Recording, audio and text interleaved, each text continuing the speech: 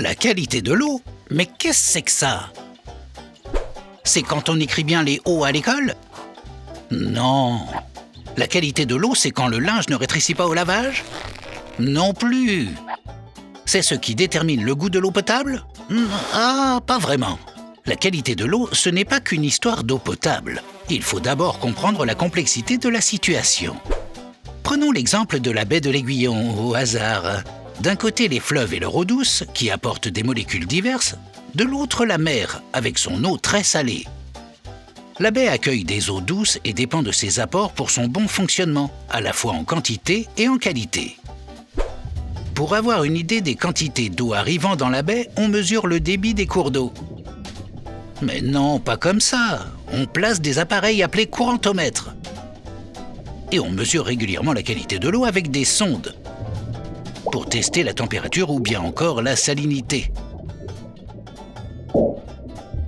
On réalise aussi des prélèvements pour diverses molécules dissoutes. Nitrate, dioxyde de carbone, phosphate, silice. Ces mesures aident les gestionnaires de la réserve naturelle à mieux comprendre le fonctionnement de la baie. Hein? Mais c'est quoi cette alerte? Voyons.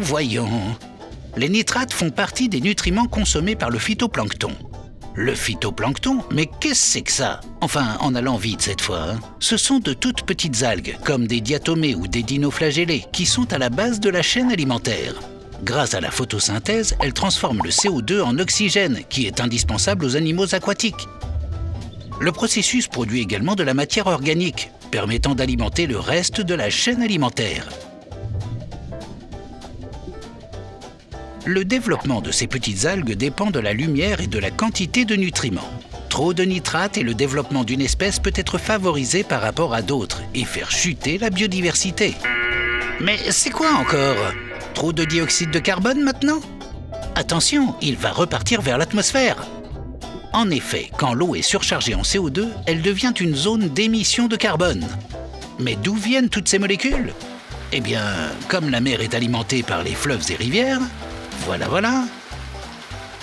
Le gestionnaire va suggérer de réorienter les pratiques des usagers du bassin versant. Mise en place de couverts végétaux, de haies, de talus, pour faire jouer au marais son rôle d'éponge et de filtre. Et hop, un autre épisode dans la boîte. Quoi? Ah oui, j'ai oublié de préciser que certains phytoplanctons sont toxiques. Et cela peut impacter les mollusques filtreurs comme les huîtres et les moules, les rendant impropres à la consommation. Tu aimes les moules, toi aussi, hein? Ces études permettront donc d'aider les conchyliculteurs à mieux anticiper les conséquences des événements météorologiques et garantir de meilleures productions. Allez, puisque je suis là, un dernier mot sur les portes à la mer et leur rôle dans la qualité de l'eau. Elles contrôlent l'écoulement de l'eau douce. En été, les faibles apports ou l'absence d'eau douce entraînent une augmentation de la salinité dans les estuaires. À l'inverse, quand il pleut, l'ouverture des portes à la mer entraîne des épisodes de dessalure importants. Avoir une eau de bonne qualité qui se déverse dans la baie, c'est donc primordial pour le bon fonctionnement de l'écosystème côtier et ses usages. Quant aux canards, mais attendez, ça c'est pour la prochaine fois. Il faudra patienter pour qu'ils se confient.